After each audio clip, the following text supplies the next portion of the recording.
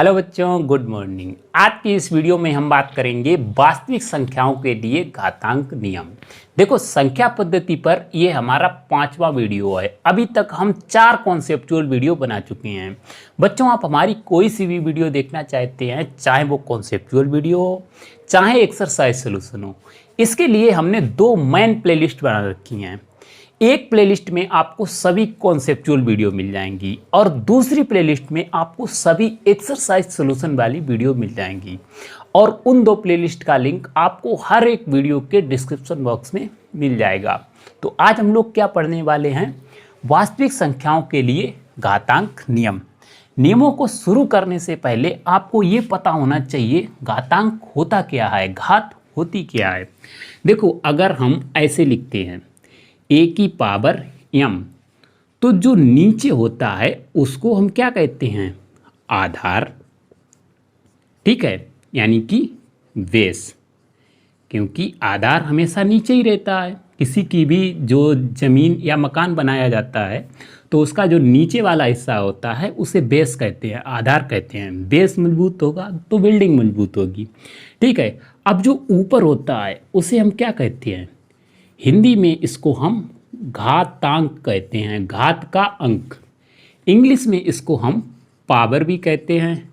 ठीक है, ज़्यादा सटीक, ज़्यादा सही इसका जो इंग्लिश होता है वो होता है एक्सपोनेंट। ठीक है, एक्सपोनेंट, क्योंकि पावर जो होता है वो अलग होता है। जैसे हमने बहुपद की घात पढ़ेंगे तो जो सबसे ज़्यादा एक्सपोनेंट होता है, सबसे ज़्यादा घातांक होता है, उसको हम घात कहते हैं। लेकिन जनरली हम घात या पावर दोनों कह देते हैं, एक्सपोनेंट या पावर।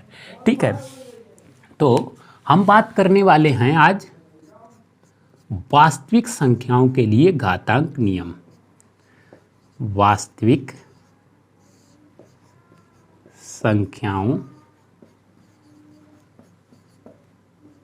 के लिए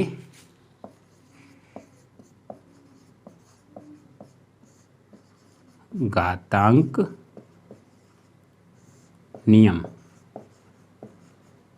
ठीक है, वास्तविक संख्याओं के लिए घातांक नियम की। तो जनरली जब भी हमने बच्चों से पूछा कि बच्चा अगर ये बताओ x गुणा x क्या होगा, तो उन्होंने सीधे आंसर बता दिया x²। उनसे पूछा x गुणा x क्या होगा, तो उन्होंने बता दिया x³। लेकिन जब हमने उनसे ये पूछा कि बेटा ये आया कैसे, वो उनको नहीं पता, रट लिया उन्होंने डायरेक्ट कि x का 2 बार गुणा करेंगे तो x² हो जाएगा, 3 बार गुणा करेंगे तो x³ यानी कि x की घात 3 हो जाएगा। लेकिन जब उनसे ये पूछा x का हम 4 बार गुणा करेंगे तब क्या होगा, तब नहीं बता पाया। क्यों नहीं बता पाया? उनको कॉन्सेप्ट नहीं पता था। इसीलिए हम कहते हैं फोकस क्या पर रहना चाहिए? कॉन्सेप्ट पर। तो हमारा सबसे पहला घातांक नियम आता है कि अगर a की पावर m इंटू a की पावर n है गुणा में, क्योंकि गुणा को हम सीधे पॉइंट से भी प्रदर्शित करते हैं, तो a की पावर m गुणा a की पावर n है तो a की पावर m प्लस n हो जाता है। अब इसको समझो, अगर आधार समान है और घातें उनकी चाहे समान हो चाहे अलग अलग हो, तो आधार समान होने पर घातें जुड़ जाती हैं। जैसे कि यहाँ पर देखो x गुणा x की घात यहाँ पर कितनी है? जब कोई भी चर की घात ना हो तो उसको हम 1 मान लेते हैं और एक घात को सामान्यतया लिखते नहीं हैं। इसकी भी घात 1 होगी, तो यहाँ पर घात कितनी हो जाएगी? 1 + 1 यानी कि x की घात 2। बिल्कुल, तभी x गुणा x² होता है। यहाँ पर कितना हो जाएगा? x की घात 1, x की घात 1, x की घात 1 बराबर हो जाएगा x की घात 1 + 1 यानी कि x की घात 3। बिल्कुल, ऐसे ही x की घात हम 4 बार गुणा कर दें तो वो कितना हो जाएगा? 1 2 3 4, x की घात 4 हो जाएगा। सिंपल समझो, अगर आधार समान है तो उनकी घातें जुड़ जाएंगी। जैसे हमने लिखा कि 3 की घात 5 है और 3 की घात यहाँ पर 6 है, तो इसको हम लिख सकते हैं 3 की घात 5 प्लस 6। बिल्कुल, आधार समान है तो घातें जुड़ जाएंगी, मतलब 3 की घात 11 लिख सकते हैं। ठीक है, जो नीचे वाली संख्या है वो समान होनी चाहिए। अब अगर जैसे ये तो एग्जाम्पल पहला हुआ, एग्जाम्पल अगर हम दूसरा ले लें कि 4 की पावर 2 है, ठीक है, और 4 की पावर 2 है, इनका गुणा करना है, तो ऊपर वाला अगर समान हो जाए उससे हमें कोई दिक्कत नहीं है, चाहे वो अलग हो चाहे समान हो। लेकिन नीचे वाला अगर समान है तो घातों को हम जोड़ देंगे, मतलब 4 की घात 2 प्लस 2 लिख सकते हैं, तो 4 की घात 4 हो जाएगा। मतलब क्या है, 4 का 4 बार गुणा। अगर इसको हम सरलतम रूप में लिखना चाहें तब, उससे अभी हमारा कोई वास्ता नहीं है, हम अभी कॉन्सेप्ट को समझ रहे हैं। तो पहला नियम आपको समझ में आ गया होगा कि गुणा में घातें जुड़ती हैं जब समान राशियां होती हैं। समान संख्याएं अगर आधार हैं तो गुणा में घातें जुड़ जाती हैं।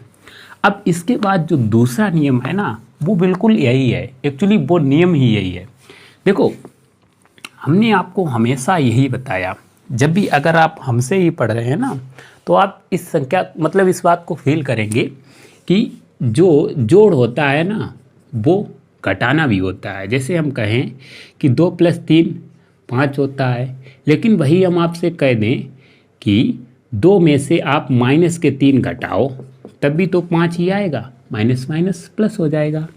ऐसे ही अगर हमने 2 की घात 3 लिखा और 2 की घात -2 लिख दिया, तो हमने कहा घातें जोड़नी है आपको, 3 में -2 जोड़ना है, तो सीधे सीधे दूसरे शब्दों में यही हो जाएगा कि घटाना है, प्लस माइनस माइनस हो जाएगा।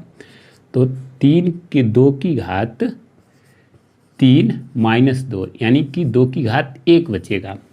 अब यही दूसरा नियम है कि अगर a की पावर m बटा a की पावर n है, भाग में घातें घट जाती हैं जब समान राशियां होती हैं।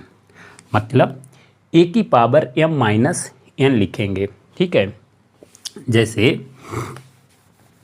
जैसे अगर हमें लिखा है कि 2 की घात 5 बटा 2 की घात 3 है, तो इसको हम लिखेंगे 2 की घात 5 - 3। 5 में से 3 गया 2। अच्छा, इसको सिंपल करके समझो, 5 घात का मतलब क्या है, 5 बार गुणा। किसी भी संख्या का 5 घात का मतलब है 5 बार गुणा। 3 घात का मतलब है 3 बार गुणा, बिल्कुल। अब इससे 3 बार तो कैंसिल हो जाएगा, 3 बार की संख्या कैंसिल हो जाएगी, बचेगी 2 बार, तो इसीलिए 2 की घात 2 आंसर होगा। अच्छा, एक नियम यहाँ पर साइड में और लिख लेना, जैसे ये तो अभी हमारे 2 मेन फॉर्मूला हो गए, ये आप साइड वाइज फॉर्मूला रख लेना कि x की घात -1 को हम 1/x लिखते हैं, और किसी भी संख्या की पावर अगर 0 है तो उसका मान 1 होता है, ठीक है। तो जैसे यहाँ पर अगर इसी को हम जो 2 की घात 3 है इसको ऊपर ले जाकर लिखना चाहें, तो 2 की घात 5 गुणा 2 की घात -3 लिख सकते हैं। अब इसमें ऊपर वाला फॉर्मूला लगा दे तो दोनों फॉर्मूले एक हैं, वही बात हम आपको समझा रहे हैं, समझने की कोशिश करो, नहीं तो फिर ये सिंपल आप रट लो। देखो, जो भी चीज़ समझ में ना आए तो उसको रट लो, समय के साथ साथ चीज़ें समझ में आती हैं, क्या पता वो दूसरी चीज़ से रिलेट करती हो, जब दूसरी चीज़ समझ में आएगी तब आपको समझ में आएगा अच्छा ऐसे होता है। तो हिम्मत नहीं आनी है, जो समझ में ना आए तो थोड़ी देर के लिए उसको रटने से भी काम चलाया जा सकता है, ठीक है। वैसे कोशिश समझने की ही करो। तो इसके बाद अब हम तीसरा फॉर्मूले की तरफ चलते हैं, ठीक है। हमने बताया आपको लगभग हम 6 फॉर्मूले आपको बताएंगे। तो तीसरा क्या है कि अगर a की पावर m इंटू a की पावर जो है, ऐसे नहीं, देखो a की पावर m की होल पावर अगर हमने लिख दिया n, तो इसको हम a की पावर m n लिखते हैं। ठीक है, अब चौथा है, अभी इसको समझाते हैं कि a की पावर क्या है, a की पावर m, ठीक है, और b की पावर m है, तो इसको हम कैसे लिखेंगे, a b की होल पावर m लिख सकते हैं। देखो बच्चों, इस फॉर्मूले में बच्चों को कन्फ्यूजन होती है। जैसे हमने लिखा 3 की घात 2 की होल घात 3, तो इसका मतलब क्या है, इसका इसमें गुणा हो जाएगा, m n पावर का गुणा, मतलब 3 की घात 6 हो जाएगी, मतलब 3 का उसी में 6 बार गुणा। लेकिन अगर हमने ऐसे लिख दिया 3 की घात 2 की घात 3, तो इसको हम कैसे सॉल्व करेंगे, पहले हम 2 की घात 3 करेंगे, और 2 की घात 3 कितना होता है, 8, तो 3 की घात 8, मतलब 3 की घात 8 और 3 की घात 6 बराबर नहीं है। इसमें कंफ्यूज मत होना कि a की पावर m की होल पावर n बराबर नहीं होता है a की पावर m की पावर n, यही हमने आपको समझाया है। ये 3 की घात 2 की होल घात 3 था, मतलब अगर कोष्ठक लगाए ना तो इसका इसमें गुणा होगा, लेकिन अगर 3 की घात 2 की घात 3 है तो 2 की घात 3 पहले सॉल्व करेंगे, वो 8 हो जाएगा। ठीक है, इसको 3 की पावर 8 लेंगे। तो ये आपका फॉर्मूला था। इसके बाद चौथा फॉर्मूला क्या है कि a की पावर m b की पावर m, मतलब आधार अलग अलग है लेकिन घातें समान हैं, तो इसको हम होल घात लिख सकते हैं। अच्छा, इसको समझते हैं। जैसे हमने लिखा, क्या लिखा, इसको आपने उम्मीद करते हैं उतार लिया होगा, लिख लिया होगा। अगर नहीं लिखा है तो आप वीडियो को पीछे करके दोबारा से लिख लें, क्योंकि इम्पोर्टेंट बात है कि a की पावर m की पावर n जो है नॉट इक्वल्स a की पावर m की होल घात n। काफ़ी बच्चों को ये बात समझ में ही नहीं आती, तो हम ये वाला फॉर्मूला समझ रहे हैं। ठीक है, देखो 2 की घात हमने लिखा 3 और हमने लिख दिया 3 की घात 3, तो 2 की भी घात 3 है, 3 की भी घात 3 है, इसको हम 2 गुणा 3 की होल घात 3 लिख सकते हैं, मतलब 6 की घात 3 लिख सकते हैं।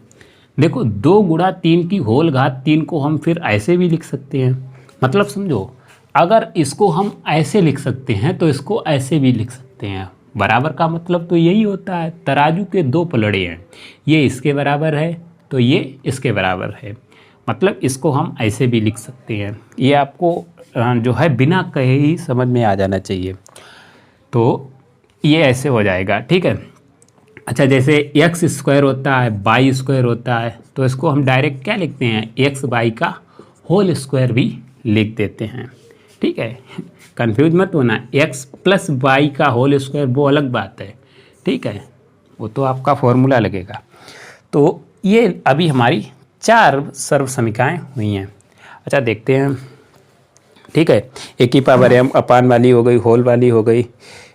ठीक है, हाँ सही है, तो 4 हो गई। हाँ, 5वीं ये थी, ठीक है, और 6ठी ये थी। मेन ये आपकी 4 ही हैं। तो हमने आपको बताया था कि हम 6 की बात करेंगे, ये 6 इम्पोर्टेंट हैं। अब अगर हम थोड़े बहुत एग्जाम्पल्स की बात करें समझने के लिए, इनको और ज़्यादा अगर एग्जाम्पल लें, जैसे कि आपकी एक्सरसाइज में जो दिए गए हैं उन्हीं 1-2 क्वेश्चंस की बात करेंगे। ठीक है, पूरे घातांक के नियमों पर आधारित आपकी एक्सरसाइज है 1.5। ठीक है, बहुत सिंपल क्वेश्चन दिए गए हैं, अगर आपको कॉन्सेप्ट समझ में आ जाते हैं।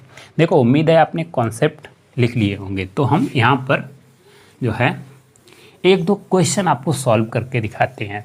इसके अलावा पूरी एक्सरसाइज तो हमने सॉल्व की ही है, अगर कोई सा क्वेश्चन आप देखना चाहते हैं तो वहाँ से देख सकते हैं। जैसे लिखा है 64 की घात 1/2। देखो, हमें यहाँ तक पहुँचना है फाइनल आंसर तक, तो इसके 2-3 तरीके हो सकते हैं। जैसे हम इसको कैसे लिखें, 64 को हम लिख सकते हैं 2 की घात 6, बिल्कुल, क्योंकि 2 का हम 6 बार गुणा करेंगे तो 64 आएगा। ये आप गुणनखंड करके देख लेना। और इसकी होल पावर है 1/2, मतलब इसको हम 6 और 1/2 का गुणा होगा तो 2 तियाँ 6, 2 की घात 3 ठीक है। और 2 की घात 3 कितना होता है? 2 गुणा 2 गुणा 2, यानी कि 2 गुणा 2 4 दूना 8। ठीक है। अब दूसरा तरीका ऐसा भी हो सकता है कि ये घात 2 है अपान में, तो हम ऐसे गुणनखंड करें कि इसमें 2 ही घात बने। डायरेक्ट थोड़ा दिमाग लगाओ कि ये तो 8 की घात 2 लिख सकते हैं, ओहो, और होल घात 1/2 है, मतलब 8 की घात 2 गुणा 1/2, ये तो कैंसिल हो गया, तो डायरेक्ट आंसर आ गया। तरीका सेम ही है, आप इसको दूसरा तरीका कह सकते हैं, लेकिन थोड़ी सही नज़रों से देखो तो एक ही तरीका है। ठीक है बच्चों, तो ये घातांक के फॉर्मूले हैं। ठीक है, इन पे क्वेश्चन तो लेने को बहुत सारे क्वेश्चन लिए जा सकते हैं, वो आपके एक्सपीरियंस पर डिपेंड करेगा। आपने कितनी प्रैक्टिस की उतने ज़्यादा आप क्वेश्चन सॉल्व कर पाएंगे। जैसे 9 की घात 3/2 लिखा है, इसको कैसे सॉल्व करेंगे? जो अपान में घात होती है उसको पहले सॉल्व किया जाता है जनरली, क्योंकि देखो अगर आपसे कोई कहे कि बच्चों 9 का क्यूब बताओ, तो आप सिंपल कि 9 गुणा 9 बता देंगे।